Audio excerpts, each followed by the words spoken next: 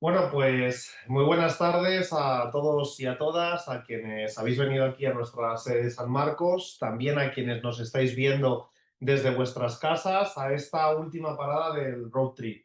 Yo soy Alex Herrero, soy formador y divulgador aquí en el Centro para Profesionales de la Lengua, Cálamo y Cran, y he sido el conductor de este viaje que empezamos ya el pasado septiembre por el mundo del libro, por todas sus fases, desde los autores, los agentes literarios, los editores, los autores autopublicados, los traductores, los diseñadores, y guardamos ahora la joya de la corona, es decir, aquello por lo que, o aquella formación por la que se nos conoce especialmente a Cálamo y Cran desde hace ya casi 30 años, que es la corrección de textos. Os recordamos a todos aquellos que nos estáis viendo que todas las consultas que os vayan surgiendo durante la sesión podéis ir dejándolas en el botón de preguntas y al final iremos resolviendo las de clase, pues obviamente no hace falta levantar la mano, lo tenemos todo hecho.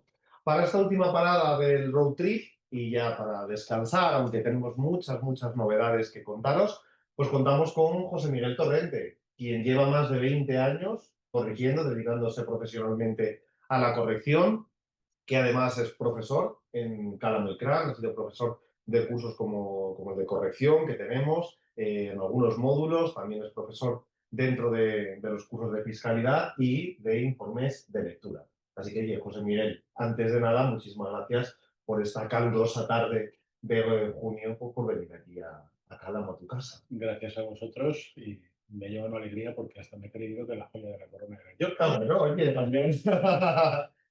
También Me es. siento doblemente honrado. Bueno, tu trayectoria es amplísima. Ujú. Más de 20 años que llevas trabajando con textos y con revistas de diferentes estilos.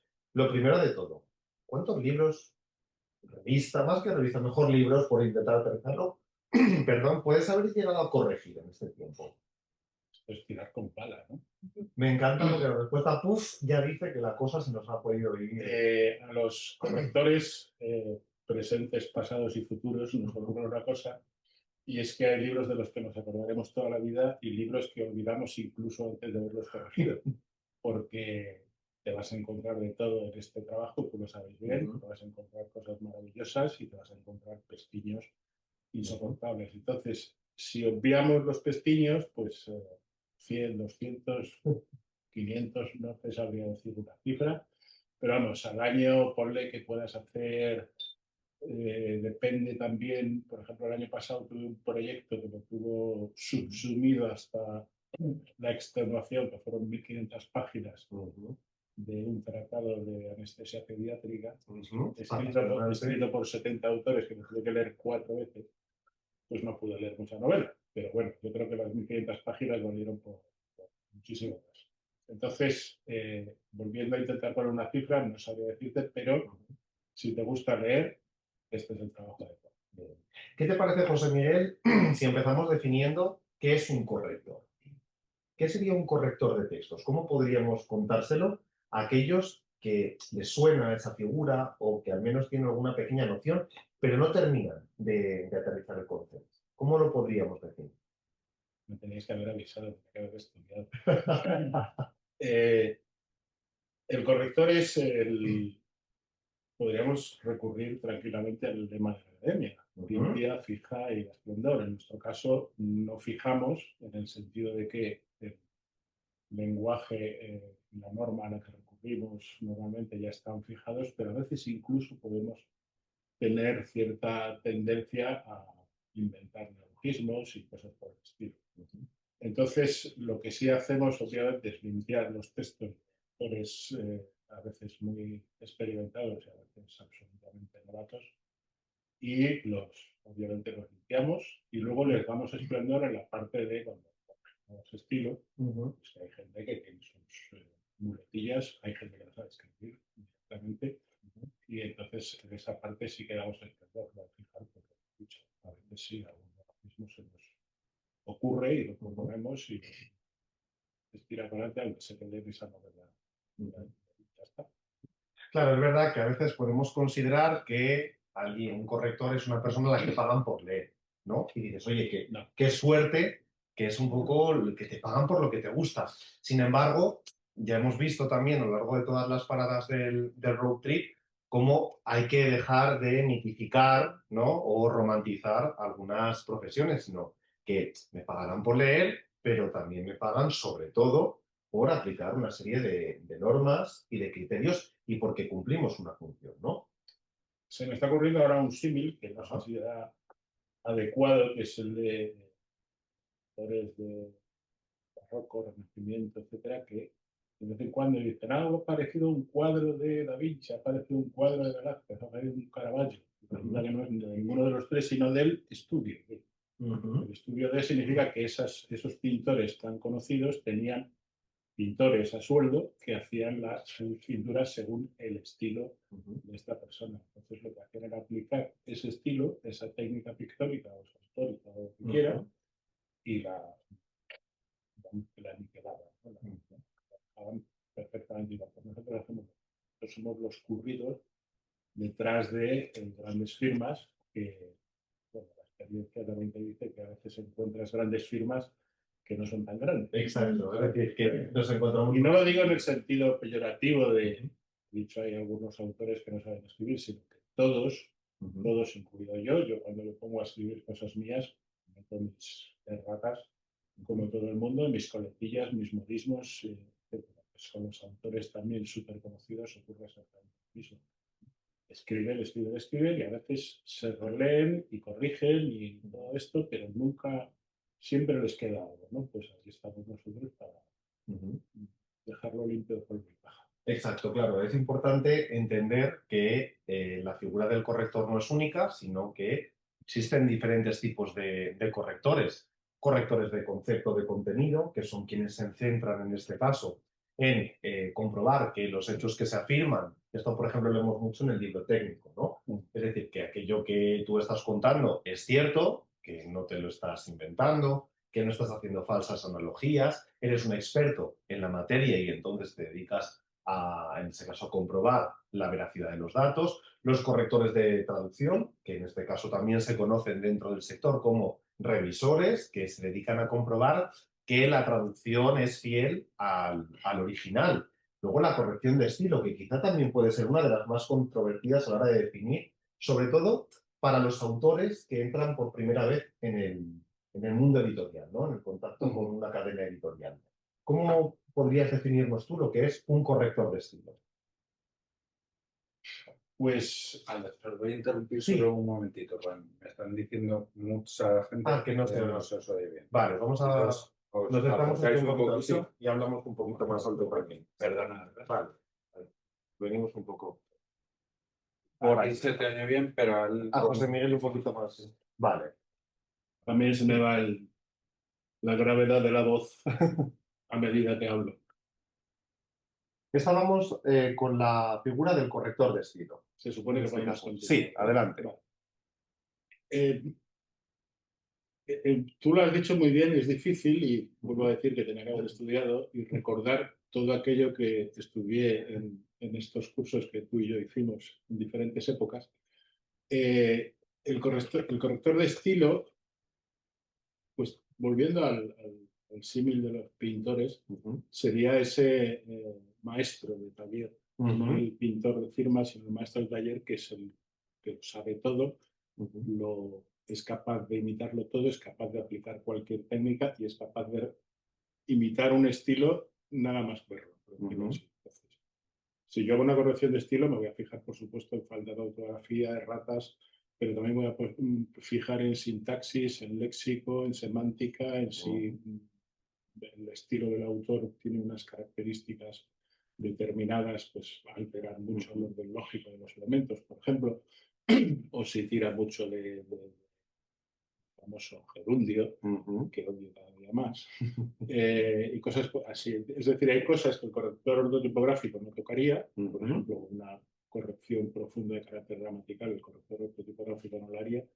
pero el corrector de estilo sí, porque el corrector de estilo, una de las cosas que tiene que intentar es que el texto se comprenda. Eso es. Entonces, y ya no hablamos tanto en este caso de ficción, Ujú, como libro técnico, libro académico. Ejemplo, al ejemplo que te ponía antes de los 2.500 páginas de anestesia pediátrica. Pues coger a 70 autores que han escrito cada uno su trozo de 15, 20 páginas y darles un tono común a Una todos, homogeneidad, una ¿no? homogeneidad en terminología. Pues hay gente que escribe 17 subordinadas seguidas. Y eso no es aceptable para que un texto se comprenda. Hay gente que escribe como si fuera un telegrama, pues eso tampoco. Hay que buscar un equilibrio. Pues en esa línea, el corrector. A mí me encanta la definición de Sousa, ¿no? De José Martínez de Sousa, el gran ortotipógrafo, quien decía el problema de la denominación de este tipo de corrección, la corrección de estilo. Y aquí, por ejemplo, en los cursos de corrección de estilo, pues siempre suena muy paradójico que expliquemos que la corrección de estilo consiste en corregir todo menos el estilo, ¿no? Porque si tiramos a la parte de la definición académica, donde el estilo se entiende como la forma particular que tiene cada individuo de expresarse, dice, bueno, ¿y esto cómo lo puedo cambiar? ¿No? O esto debería cambiarlo, ¿qué criterios sigo? ¿No? Y entender que en este caso el corrector no hace cambios medalaganarios, es decir, no te lo cambio. Esto me encanta porque lo utilizan en República Dominicana. Me encanta que seas así de medalaganario, categórico delante sí. de mí, que yo hago lo que me da la gana. A mí me encanta. Y llegan y te dicen, cuidado, hay que comprobar que el texto se entiende en una primera lectura y, por supuesto, que cumple con su objetivo. Así que es verdad que muchas veces es una línea muy difícil, ¿no? Por eso te decía lo del maestro de taller antes, que es capaz de identificar, de calificar un estilo de un autor concreto y respetarlo. Porque sobre todo cuando está bien. O sea, si está mal, pues lo que haces es mejorar y sobre todo sugerir. Claro. Sugerir al autor para que haga esto, haga lo más allá, de tal manera que el texto quede comprensible y quede bonito. Claro, porque además de aplicar, manteniéndonos todavía en la corrección de estilo, dentro del ámbito literario, donde el autor pues, escribe porque le da la gana, porque tiene algo que contar, o porque le apetece estrenar el teclado del ordenador, o por lo que considere, claro, ahí no hay un motivo, por ejemplo, económico que diga, bueno, esto puede más o menos cubrir cualquier tipo de cambio que hagan en mi texto y bueno, pues me despego un poco, sino que los textos, sobre todo en el ámbito literario, son sus hijos y la importancia, ¿no?, de sugerir y de ser prudentes a la hora de incorporar los cambios. ¿Tú cómo sueles abordar ese tipo de intervenciones en los textos literarios? Pues muchas veces depende del autor que tengas enfrente, porque hay autores que son humildes y conocen sus limitaciones y aún no siendo humildes y sin conocer sus limitaciones, son capaces de escuchar a la gente que sabe, en este caso yo, ¿no? Se supone que sé. Entonces hay gente de todo tipo. Hace una semana acabé una novela que era novela, bueno, una cosa rara. Y los editores me advirtieron desde el principio y dicen, a este lo mínimo, porque es que es muy, ¿cómo se dice? Muy protector de su estilo y habrá cosas que, pues me decía, está lleno de leísmo, pues déjalos. Lo consideramos rasgo, ¿no? Rasgo, ¿cómo se dice? Geográfico. Pero, por ejemplo, que te decía antes, no sé si este era el caso, de los 15 subordinadas seguidas, déjalo. Gerundios, déjalo. Pues, ¿por qué? Porque ya lo han trabajado, cuando a mí me llega un libro, en este caso era corrección ortotipográfica, ya habían trabajado antes una corrección de estilo, entonces yo leí 20 páginas, y escribí a la editora y le dije, oye, he encontrado esto y esto, ¿qué hago? ¿Cómo actúo? Lo dejo, lo anoto, algunas cosas, hago una corrección de estilo y me la pagas una corrección de estilo. Me dice, ha habido una corrección de estilo muy profunda, hemos discutido muchísimas cosas con este autor y no nos ha dejado pasar prácticamente nada, con lo cual, a la... Hay otros en los que, por ejemplo, me pasa mucho con los autores particulares que no intervienen en la editorial por el medio, sino que son gente que me contacta y me envía sus originales, que esos son muy, muy receptivos, porque generalmente son gente que no es profesional en el sentido de que no llevan una carrera literaria y han publicado 20 ejemplares, 20 títulos, etcétera, sino que es gente que está empezando. Y ahí hay de todo también. Hay gente que es muy receptiva y hay gente sobre todo que lo que quiere es aprender. Y entonces, a veces se te va a enviar una muestra de 5 páginas corregidas, Ujú, cosa que yo habitualmente no hago. Cuando me piden una prueba directamente digo que no, ujú, porque digo, llevo 25 años de carrera, no sé. Eso también depende mucho de con quién mm, estés hablando, ¿no? sí. Porque hay gente que te lo pide y tú Mm, directamente lo haces, porque te da un buen feeling, te caen bien, mm. no te supone un esfuerzo grandísimo. O incluso también para evitarte problemas futuros de intervención, que hay que saber cómo Sí, lo... pero bueno, yo Ujú, generalmente no hago pruebas, ujú, pero a veces las hago sin que me las pidan. ujú, ¿Y para qué digo? Para que te hagas una idea de qué voy a hacer con tu texto, ¿no? ujú, Que luego a veces lo que hago tampoco se parece mucho a lo que dice en la prueba, porque la prueba no te la trabajas tanto mm, como luego la novela mm, final.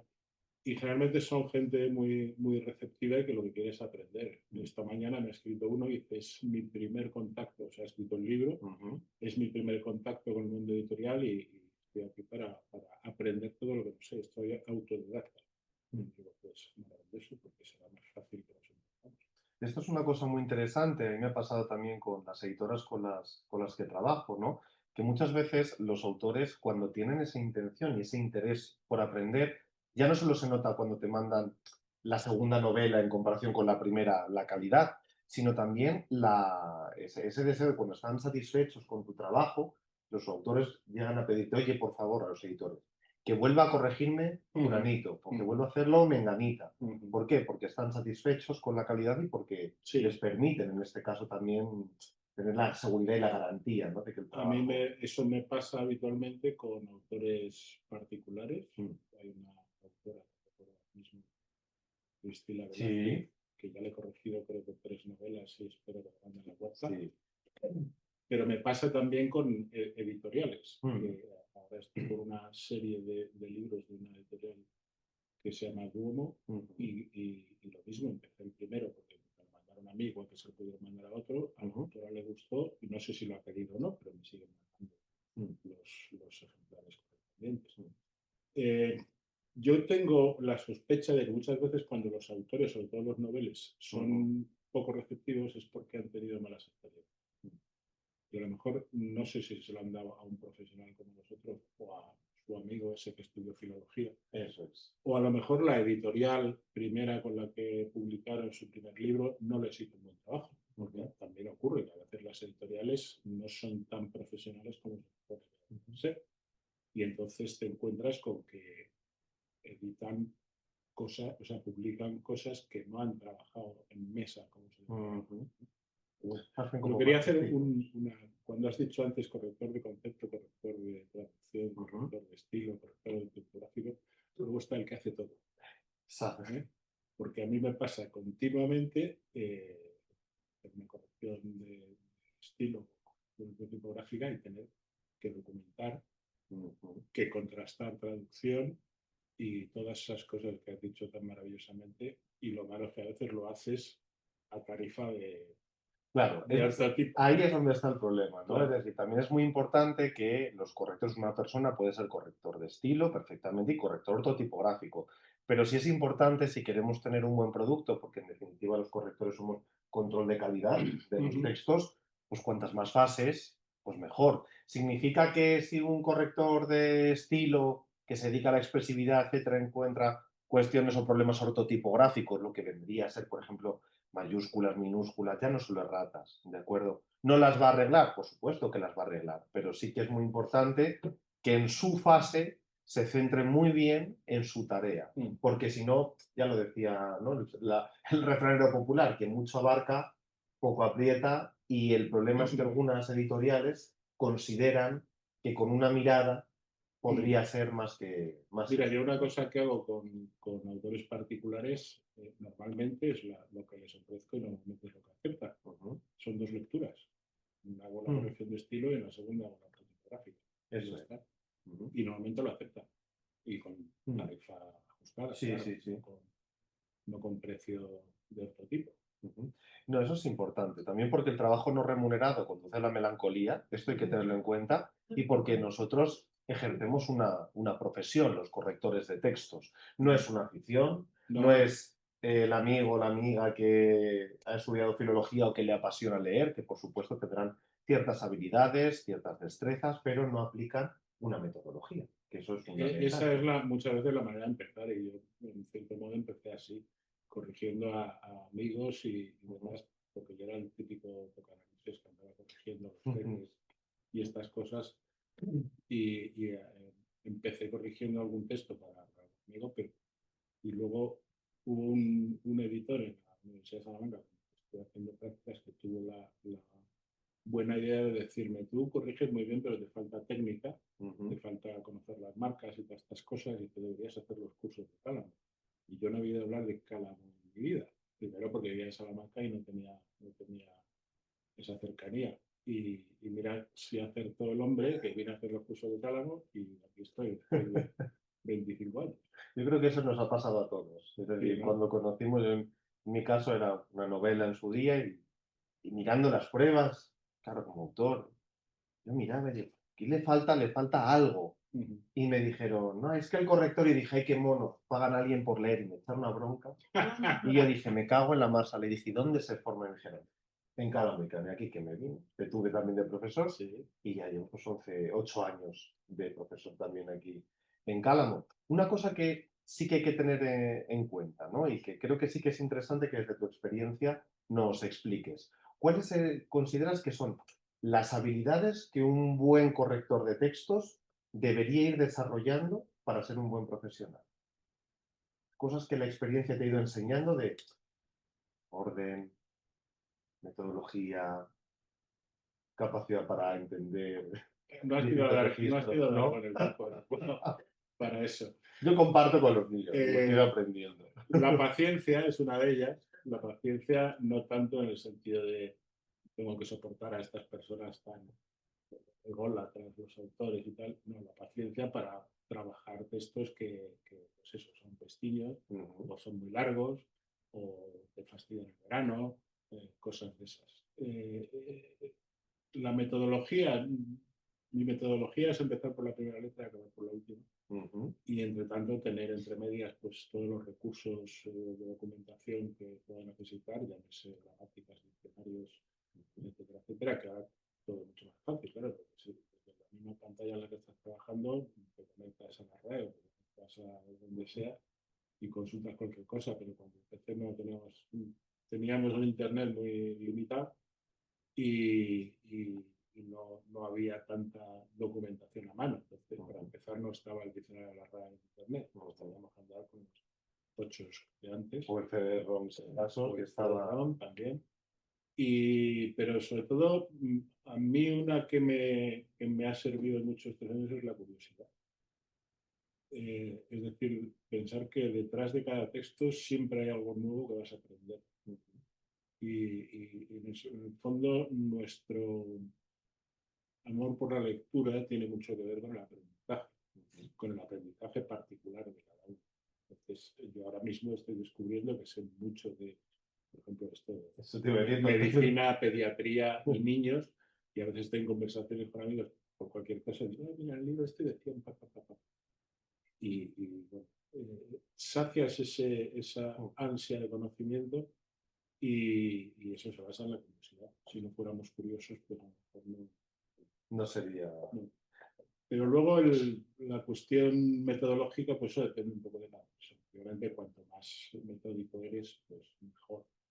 Pero yo no soy nada de me levanto a las 8 y a las 3 de la tarde ya he dejado de trabajar. Yo trabajo o por la mañana, o por la tarde, o por la noche, o a las 4 de la mañana. Sí, es lo bueno también de nuestra profesión, en este caso eres freelance, que cada uno es más productivo en un momento o en otro. Por ejemplo, yo siempre digo que trabajo mucho por la noche, a las 4 de la mañana no es correcto, pero a las 10 de la noche o a las 11 sí estoy trabajando, a veces porque es el momento en que nadie te molesta.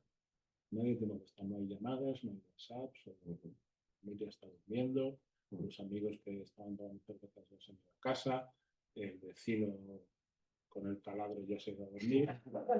Te digo porque me pasó lo que Claro. Y es un momento muy tranquilo. Es el momento eso de la lectura, por placer, pues en este caso el momento de la lectura, que la ventaja que tenemos nosotros es que se nos mezcla el placer y el trabajo.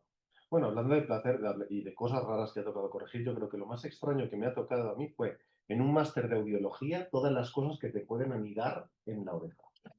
Y con fotografía. Eso ha sido yo creo que lo más extraño que he tenido que corregir. Pero bueno, de todo hay en la viña del Y con Señor. fotografías. Y con fotografías, es decir, a falta de solo contenido y la imaginación, también con fotografías. No sabría decirte ahora una cosa tan extraña, pero el problema que tiene corregir medicina, Ujú. y hay muchos correctores, colegas especializados en medicina, es que de repente empieza a decir, este síntoma lo tengo. Este síntoma lo tengo. ¡Ay! Me voy al Me voy al hospital. hospital. Claro, ya no sabe uno si es peor Claro. mirar en Google o comprobar o intentar identificarse con lo que lee. Sí, no sé, una cosa así, ¿no? Sí, no, en definitiva, hablamos de la curiosidad, ¿no? Pero también de la importancia de dudar, por ejemplo, Hombre, ¿no? claro. La duda, ¿por qué es tan importante para los correctores? Bueno, porque no lo sabemos todo. Una de las cosas que me ocurrió a mí cuando hice estos cursos y me empecé a dedicar a esto es que de repente me di cuenta de que sí sabía hablar, sí sabía la norma, pero no tenía la norma integrada en la cabeza como para poder decir esto es un complemento directo, esto es un complemento indirecto, esto es un laísmo, esto es un tal que sé qué, y entonces empiezas a dudar absolutamente de todo. Claro, luego de mi tiempo probablemente tampoco sea para responderte ahora mismo, el laísmo es así o el laísmo es así, ¿no? Pero dudamos porque hay algo que nos llama la atención, que no sabemos identificar como erróneo o correcto, y entonces lo que hacemos es consultar. Claro, esto es fundamental para hacer bien nuestro trabajo, para no dar por sentado que algunas construcciones pueden ser puramente incorrectas cuando realmente revisas la norma académica y dices, pues que no te suene o que no lo utilices en tu día a día, no implica que sea incorrecto. Yo siempre a los alumnos les hablo de dos argumentos que no pueden utilizar, ¿no? Uno que es los cambios L'Oreal, te lo cambio porque yo lo valgo. Es decir, cuando uno ve algo, pero es que yo esto no lo diría así, eso no se te puede permitir. Me suena.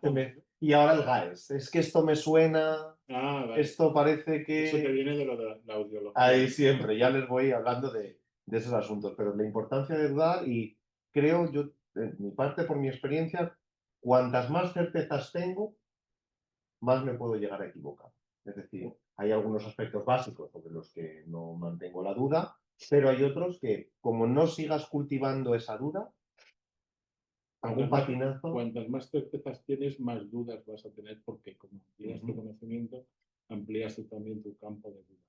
Entonces es inevitable. Y una cosa que descubrí a lo largo de estos años de carrera, he descubierto que había muchas cosas que o no sabía o sabía mal. Pero una que recuerdo hace no demasiado es el apenas sí. El apenas sí yo siempre lo había escrito con tilde. Y resulta que no, que es sin tilde. Eso no sé por qué una vez lo dije, voy a consultar. Y lo consulté y digo, hostia, pues seguro que me pongo a revisar los 500 libros que habré corregido y alguno habrá por ahí metido. Pero es cierto, muchas veces nos surge la duda porque, por ejemplo, a mí me ocurre cuando estás leyendo el periódico, viendo el telediario, escuchas a los periodistas y están todo el día metiendo patas y modismos y cosas así. Pues a veces lo que yo escucho a un periodista digo, esto no está bien dicho, entonces casi lo consulto.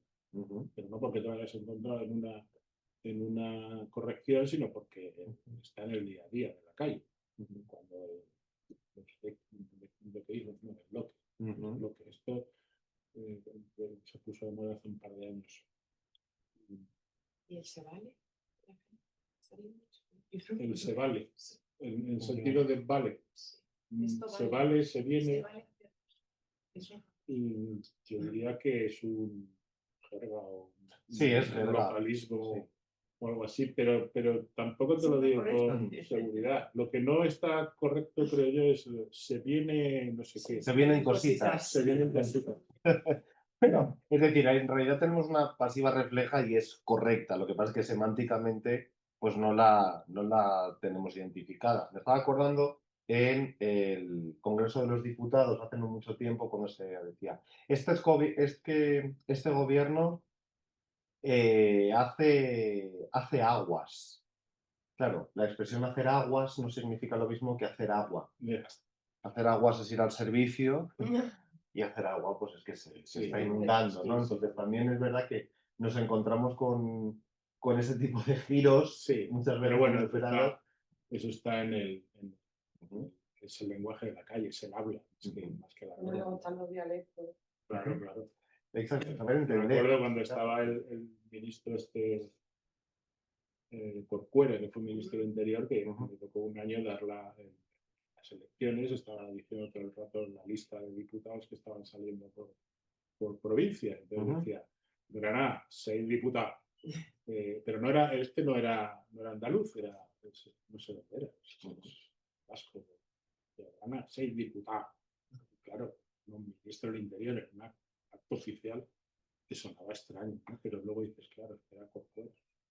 No estoy menospreciando a Corcuera, digo que es su manera de expresarse y su manera de hablar, pero quedaba un poco extraño, ¿no? Claro, eso por ejemplo es muy importante dentro de las novelas, entender cuando algunos personajes representan una variedad dialectal y hay que mantenerla, hay que hacerla coherente, o incluso también algo que quizá pueda llamar la atención a aquellos que nos estén escuchando desde casa y viendo, es cuando, por ejemplo, a veces el corrector no tiene que corregir algunas cosas, sino meter más fallos. Me estaba acordando de algunos casos, algunos encargos seguramente que esto te habrá sucedido, en el que a mí me pasó con un texto de Alfaguara donde estaba todo compuesto por emails, correos electrónicos de salida y de entrada, donde el protagonista se expresaba correctísimamente, pero la persona que estaba al otro lado del mail, que era de la tienda de Carrefour, de un supermercado online, obviamente no iba a saludar correctísimamente, sino que lo iba a hacer con coma y no con 2 puntos, y por supuesto recibía además correos electrónicos de spam, de una tienda de spam que vendía artículos de lo más variopintos, y ahí, por ejemplo, esos mensajes tienen que estar cargados de errores. Entonces, también nuestro trabajo es calibrar y entender en este caso qué debemos corregir e incluso qué debemos llenar todavía de modificar. de Yo tuve una errores. vez un cliente que tenía yo que, en este caso no era corregir, sino que era escribir, como se dicen, reseñas, como reseñas de Google, que Sí. no eran para Google, era para otra cosa, pero tenía que escribir reseñas sobre un producto que él vendía. Sí. Era un software o algo así. Pues me contrató para hacer reseñas falsas, vamos a decirlo así. Sí. Y yo empecé a hacer las reseñas y las escribía de madre. Y el tío me escribe, no, méteme morcillas porque es que tiene que parecer real. Digo, pues es verdad. Y entonces empecé a escribirlas mal. Pero es un trabajo de adecuación. Claro, muchas veces. Es decir, es importante. Sí. Que... Lo peor es cuando te encuentras en una misma novela un personaje que tiene un dialecto de, yo qué sé, de Galicia y otro que tiene un dialecto de Levante. Y tienes que respetar tanto el uno como el otro. O incluso uno que cuando está en Galicia habla como es en Galicia y cuando está en Madrid habla como los de Madrid. Eso me ha pasado a mí también. Y digo, esto es una locura, ¿no? Novelas de Latinoamérica, ¿no? Que no usan muchos nombres. Pues mira, yo corregí a un autor argentino y fue una experiencia maravillosa porque aprendí argentino, entre comillas. Porque él me escribió, yo le dije, mira, yo es que no he corregido nunca un texto argentino. Y lo del voceo es muy fácil. Y digo, pues vamos a ver. Y entonces era una novela de época, además, transcurría en el siglo XIX y fue muy interesante. Y al final el tipo quedó contento y dice, no he identificado nada que no hubiéramos dicho en Argentina como lo decimos. Obviamente, a lo mejor no era tan adecuado al siglo XIX, más a lo actual, pero bueno, tampoco lo dio demasiada relevancia. Esto fíjate que en mi experiencia depende justo mucho de la editorial, porque en el caso de cuando trabajo con Penguin, y a lo mejor viene una novela que puede ser de Argentina, que puede ser de México, tienden a decir, no, respeta mucho de lo que haya, porque el problema ya no es solo el léxico, que a veces se diría que los de menos, sino las estructuras gramaticales, algo que te suena totalmente agramatical o incorrecto en el español peninsular, te vas de repente a la gramática y te dice, en determinadas zonas no sé cuántos, en el español rioplatense, me cachis en la mar, claro, es importante entender, pero, por ejemplo, en Planeta, que es el otro grupo con el que trabajo más, te dicen, no, lo que sea a lo mejor, sobre todo en la parte léxica más difícil de comprender, busca o sugiere algún equivalente, ¿no? Es decir, a lo mejor pues me pasaba decían, bueno, tacos, o alguien calzaba unos tacos, bueno, los tacones, lo va a entender lo de tacos, pero cuando de repente llegamos a la remera, dices, bueno, es que una remera es una camiseta de media manga, pero puede ser lo otro. Bueno, dejemos remera y cambiemos living por salón o por... Y no hablemos ya de pollera. Exacto, la pollera, ese tipo de cosas. Entonces, la corrección de estilo, por ejemplo, dentro del ámbito de la novela, como muy bien apuntabas, ¿no? Tiene que tener tiene mucho que ver con la capacidad de adaptación, ¿no? De comprender, de tomarle el pulso al texto, de dudar y de entender. Pero también, por ejemplo, si pasamos a la siguiente fase, que sería la corrección ortotipográfica, profesional o de pruebas, claro, aquí hay que leer carácter por carácter y entender que los correctores son capaces de diferenciar aspectos que podrían pasar desapercibidos a ojos inexpertos, como si hay 3 puntos o es un signo de puntos suspensivos, o cuando el espacio es un espacio normal, un espacio duro, un medio espacio, un espacio de pelo o de no separación. Claro, ¿cómo ven los ojos un corrector ortotipográfico? Pues mira que no digo. Yo te aseguro que tengo, es decir, yo tengo algunas dioptrías que tienen título, autor y editor. Lo tengo clarísimo. No sé si te habrá pasado. Bueno, en mi caso viene mucho de familia, pero vamos, me he quemado bastantes pestañas en este trabajo. Mira, yo trabajé hace muchos años con un corrector, editor, yo creo de todo, pero sobre todo hace corrección, que además es ahora compañero nuestro en UNICO, entonces no estaba, pero es Javier Olmos, que es el tío que tiene mejor ojo que he visto en mi vida para los temas editoriales. No, pero sobre todo lo ortotipográfico por descontado. Pero era capaz de decirte si esa línea que tú decías entre la línea de arriba y la línea de abajo hay el mismo espacio, y te decía, no, tiene medio cuadratín más.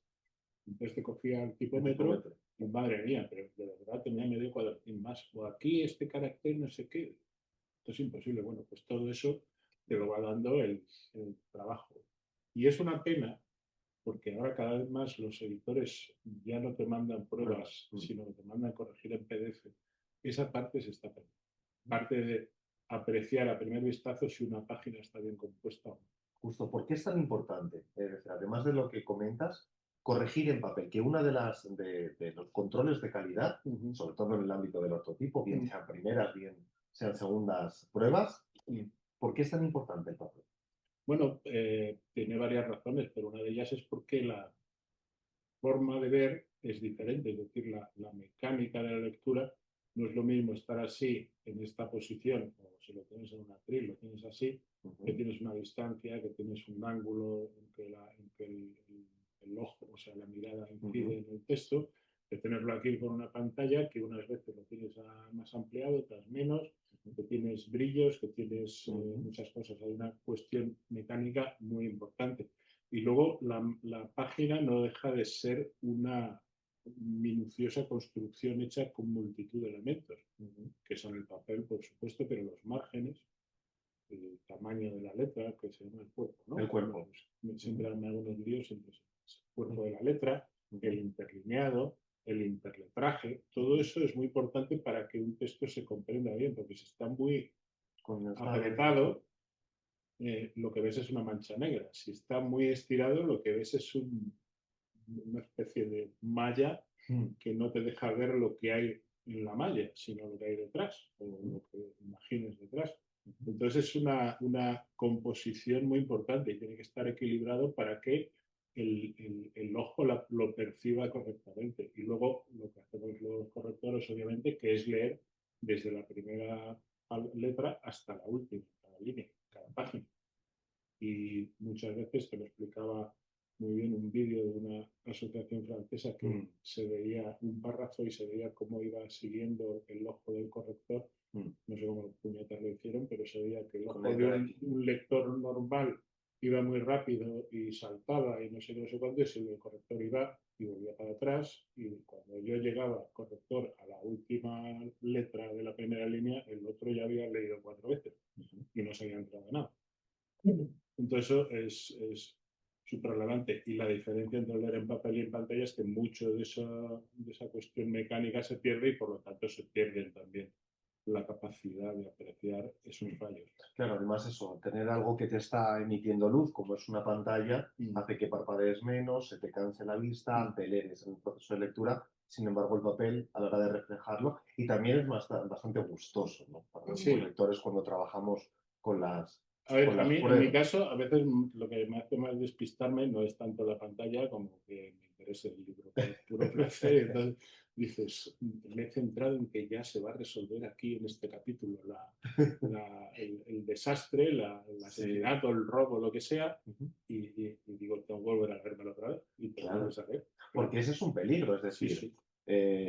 Si uno de repente se sumerge, se deja llevar por la trama, por la Ujú. prosa o por lo que corresponda, por el interés que le suscite el tema, tiene que tener mucho cuidado porque entonces a lo mejor su Claro, trabajo no tiene claro, la claro. calidad. Bueno, eso oportuna. a cualquiera que empiece le va a ocurrir continuamente y cuando lleves 20 años también te va a ocurrir, pero con 20 años ya tienes las herramientas, primero para darte cuenta de que no lo has corregido bien Ujú, y segundo para volver atrás. Por ejemplo, una cosa que mejora mucho con los años es la velocidad de corrección, ujú. la velocidad de lectura. Entonces, al principio, cuando estás empezando, siempre vas a ir con mucho cuidado mirando este tilde, este interrogante, este no sé qué, pero cuando ya llevas una carrera lo haces todo mucho mejor porque ya las cosas normalmente te saltan a la vista. La experiencia es un grado Claro. y obviamente pues uno va tomando más experiencia y por supuesto puede agilizar esos Ujú. procesos.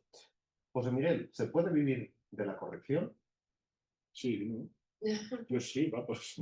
A lo mejor no nos compramos un barco, pero también con lo que valen los amarres Tampoco te lo no interesa. Pero sí que es importante, ¿no? Creo que todo el mundo sepa que se puede vivir de esta profesión. Bueno, sí. ¿Tú has vivido? O gracias a la No, inteligencia bueno, por Claro. eso, Vamos a ver. la mente humana no puede estar sobre José Miguel, en toda tu experiencia y en toda la trayectoria, has visto nacimientos de Internet democratizado, la aparición del corrector de Word. Es decir, todo eso en su momento llegó a considerarse como un factor que iba a acabar con los correctores, igual que cuando salió Google Translate, la gente, pues sobre todo las empresas, algunas de ellas que siempre han sido un poquito especiales, ¿no? Y aprovechan siempre para intentar abaratar lo que sea, pensaban que iban a acabar con los traductores. Bueno, también dijeron que el cine iba a acabar con el teatro, la televisión con el cine, Y Amazon, las plataformas con la televisión, el libro electrónico con el libro en papel, todo ese tipo de catástrofes no han ocurrido. A ver, la tecnología va a estar ahí siempre, tenemos tecnologías ya descubiertas, tenemos tecnologías que se están descubriendo ahora y nuevas tecnologías que aparecerán en el futuro. Pero si somos seres humanos y llevamos aquí no sé cuántos miles de años tocando las narices a la naturaleza, quiere decir que seguimos siendo más inteligentes que esas tecnologías. Cierto es que la inteligencia artificial cada vez está perfeccionándose más, pero para mí, y no soy nada ni pro ni anti, ¿vale? Y tampoco soy teleco ni nada de eso. Se están perfeccionando, pero no dejan.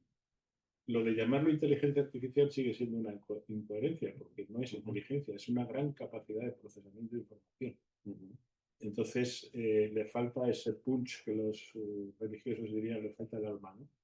Pues algo así. Entonces, nosotros todavía tendremos la capacidad de hacerlo mejor y de perfeccionar el trabajo en la inteligencia artificial, sin perjuicio de que habrá cosas que haga muy bien de ahora en adelante. Si acaba con la profesión de corrector, si acaba con el mundo editorial, es que va a acabar con el mundo en general. Entonces ya ahí no me interesa nada, ¿no? ¿Va a mejorar muchas cosas? Seguramente. ¿Va a acabar con algunas profesiones? Seguramente también. Pero lo nuestro no es... Nosotros lo entendemos como una herramienta, Sí, como algo que sí, tenemos sí. que saber utilizar. Bueno, yo el otro día empecé a preguntarle a ChatGPT, también le hizo una compañera aquí de Calamo, si corta uñas llevaba tilde. Y corta uñas lleva tilde porque es un hiato. Y ChatGPT estaba empeñado en que no. Y discutimos largo y tendido ChatGPT y yo durante 4 o 5 intervenciones cada uno, yo explicándole que llevaba tilde, hasta que llegó un momento y dijo, es verdad, te pido perdón. Ya. La cuestión es entender cuáles son, quizá ahora estemos un poco fascinados por todo lo que parece que nos puede hacer, pero el objetivo entiendo que será domarla, domesticarla, para poder aprovecharnos, si acaso, de Aquí todas las podríamos bondades, derivar en ¿no? otro tipo de discusión sobre, Ujú, no sé, hasta filosofía, pero a mí lo que me ocurre con ChatGPT, ujú, y no es que lo haya usado mucho, pero lo he usado algo, es que no me parece que ChatGPT se esté adaptando a mí, sino que yo me estoy adaptando a ChatGPT. Yo le hago preguntas a ujú, ChatGPT y me dice, mm, por ejemplo, le pregunto, ¿cuánto tardo en llegar a no sé dónde? Y me saca una página web donde yo puedo hacer ese cálculo. Yo lo que me quiero es que me diga, son 25 kilómetros, vas a tardar tanto tiempo, vas a gastar tanta gasolina, etcétera. Entonces, a lo mejor yo no sé expresarme para que ujú. ChatGPT me entienda, pero es que en realidad es ChatGPT quien se tiene que adaptar a mí. Claro, hay una cosa muy interesante que comentaron en la parada del road trip que hicimos sobre traducción, ¿no? Teníamos por un lado a Pi de la Peña, que decía que ella lo utilizaba como una herramienta para, dentro de la traducción literaria, que es a lo que se dedica ella, para documentarse o al menos para encontrar los hilos sobre de los que poder tirar, ¿no? Dice, en su caso nos comentaba que tenía una novela entre manos sobre fútbol americano y decía, oye, pues yo de este tema lo tengo un poco complicado, entonces le preguntaba y a partir de ahí ya tenía como los ejes o los elementos que le permitían luego de forma más rápida ir investigando. Eso lo hace Google tecleando tú en el ordenador. Claro, lo que pasa es que le puedes pedir que te lo vaya sintetizando, pero en definitiva entendemos que esto puede ser una herramienta que podemos utilizar, igual que, por ejemplo, el corrector de Word funciona por probabilidad y a veces acierta y a veces estampa estrepitosamente. Bueno, el factor humano es lo que hace, ¿no? Y por eso la profesión del corrector está ahí. Pero, José Miguel, antes de pasar a las preguntas, y aprovechamos para recordar a todas las personas que nos están viendo, que pueden ir dejando las preguntas en el cajetín y que ahora nos las irán pasando, eh, un corrector no solo está en el sector editorial, y entiendas el sector editorial como el mundo de los libros, Mm. también está en las revistas, en los periódicos. Y en muchos sitios. Yo llevo, si llevo 25 años de corrector, pues llevo 12 corrigiendo revistas mensuales que salen, que vendes en los periódicos, digo, en los kioscos, perdón. Y es un mundo completamente diferente. Ni siquiera no se parece tampoco a la prensa diaria, porque la prensa diaria es un producto que se hace hoy y mañana ya está muerto. La revista suele durar un mes y se hacen con 2 meses de antelación. Yo acabo de cerrar ahora los números que van a salir en septiembre. Y el proceso es mucho más rápido que el de un libro, pero más tranquilo que el de un periódico. Pero luego, en el fondo, no. Es lo mismo, pero yo he corregido cosas de lo más variopintas. A una clienta hace varios años ya, pero le corregí los programas y los productos, los ¿cómo se llama? Flyers y estas cosas que utilizaba para sus clientes VIP que venían a ver el Madrid Open. Aunque era una empresa de hospitality que llaman, que reciben a clientes VIP y les preparan alojamiento, les llevan a no sé qué, tal y cual, y les dan allí sus cosas, ¿no? Pues todo el material gráfico y de texto que utilizaban lo corregí. Y son cosas muy extrañas. He corregido menús de colegios. Menú de restaurante me tocó a mí. De Pensaba que no iba a restaurante encontrar no. nada y encontrabas. Yo de restaurante no, pero de colegio, de estas empresas que hacen catering para colegios, también. Sí. Y luego, pues eso. Bueno, cartelerías, es decir, nosotros podemos estar en cualquier ámbito, es decir, desde la política, la divulgación, los ámbitos administrativos e institucionales, agencias de comunicación, con lo cual entender también la profesión del corrector como una profesión muy amplia, como una profesión que puede establecerse en cualquier lugar en el que se produzcan textos, también es una forma de Siempre que haya producto gráfico, producto textual, impreso, editado o digital, va a ser necesario profesional. Está claro, porque los que crean, los publicistas, formamos, y los gráficos que trabajan en publicidad, los diseñadores, pues les da igual que haya una tilde mal puesta que bien puesta. Pero al cliente que paga todo ese producto no le da igual. Y entonces, el ocurrir que de repente digan el cartel que está en todas las vallas publicitarias de todas las autopistas y carreteras de España le falta o tiene una morcilla como un camión. Me está acordando Pues, de una concreta, de un ayuntamiento de un pueblecito de Madrid que prometían, eran banderolas a todo el pueblo lleno, donde prometían, pues, no sé, claridad, no sé cuánto, y transparencia. Entonces dices, claro, eso es una pérdida de dinero Sí. abrumadora. Es decir, O no, porque esto es como lo de que hablen de ti aunque sea mal, ¿no? Pues esa campaña publicitaria probablemente acabe en los periódicos o acabe en Instagram o en un meme o en cualquier cosa. Claro. Entonces, publicidad gratuita. Ujú. Pero bueno, mejor que vayan bien escritos. Bien. Pues antes de que cuente una serie de novedades, vamos a ir con algunas preguntas que nos plantean desde casa. En este caso, Nerea nos dice, me gustaría saber si cuando haces una corrección de estilo u ortotipográfica, explicas al autor cada cambio o escribes en un documento aparte, a grandes rasgos, cuáles son esos cambios. Muchas gracias por todo, me ha encantado y que se quedaría toda la tarde con acá. Así que quizás sea momento de hablar un poco del informe, ¿no? La respuesta rápida es no. La respuesta extendida es a veces.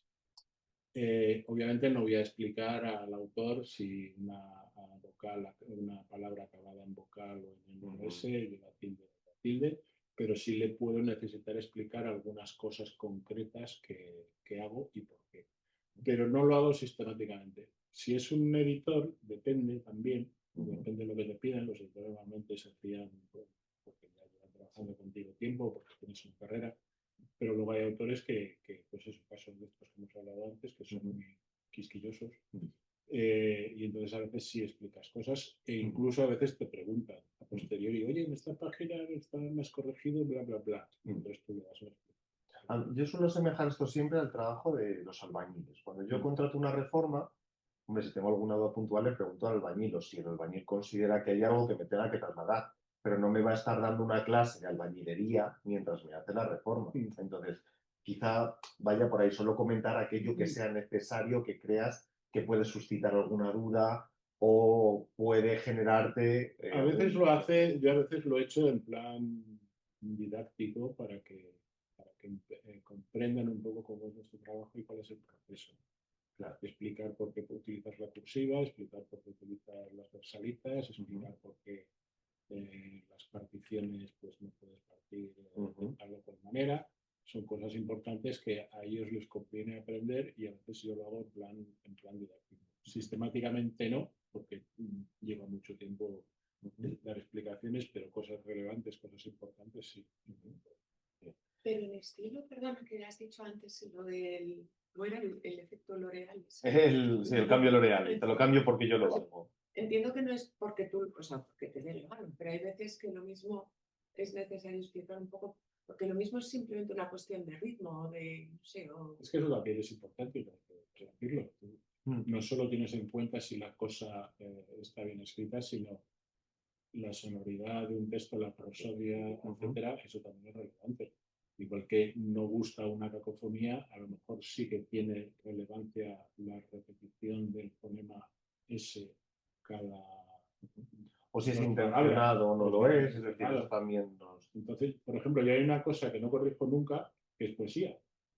No porque no me guste, que me encanta, sino porque es tan complicado el arte de la métrica que no me atrevo a meter una pata. A veces el autor tampoco tiene puñetera idea. No me atrevo a meter la pata en esas cuestiones, porque yo puedo decir, aquí va una tilde, y dices, pero es que eso al final de verse, entonces no sé qué, bla, bla, bla, bla, bla. Y la métrica va, lo estás alterando a conciencia, obviamente, el poeta, y no puedes cambiarle ese tipo de cosas. Nos preguntan por aquí, ¿qué haces si un autor te pide que acentúes el sol?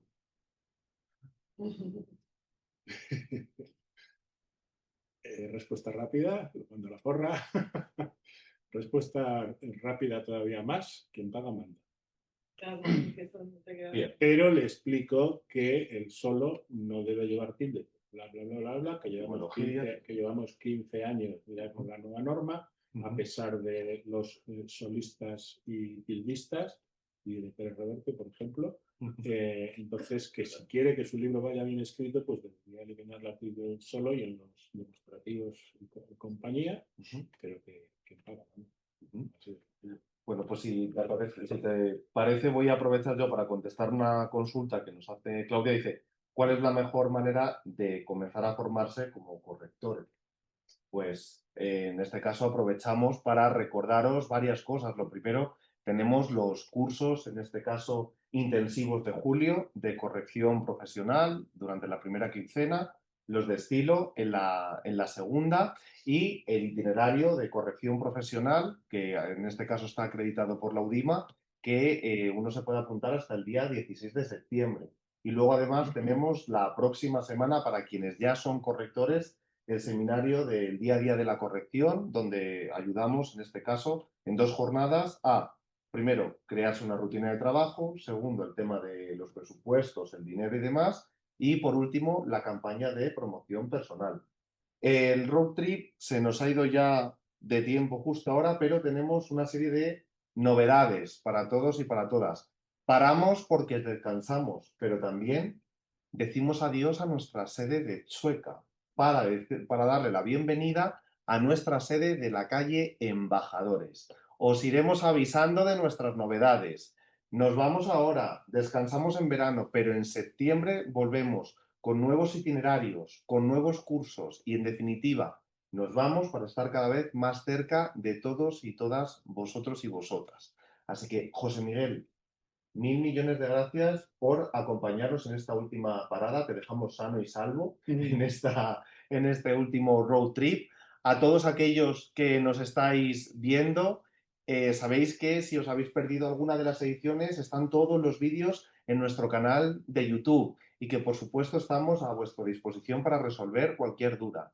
Así que, pues ya me despido como conductor de este road trip. Os doy las gracias por llevar el cinturón puesto, por acompañarnos en todas estas paradas y nos vemos en septiembre con muchísimas novedades, aunque tenemos estos cursos que, si queréis más información, pues nuestro compañero Joaquín enseguida os puede informar y también por aquí estamos. Así que muchas gracias a todos vosotros y gracias, José Miguel. Gracias. Hasta luego, los de casa. Adiós.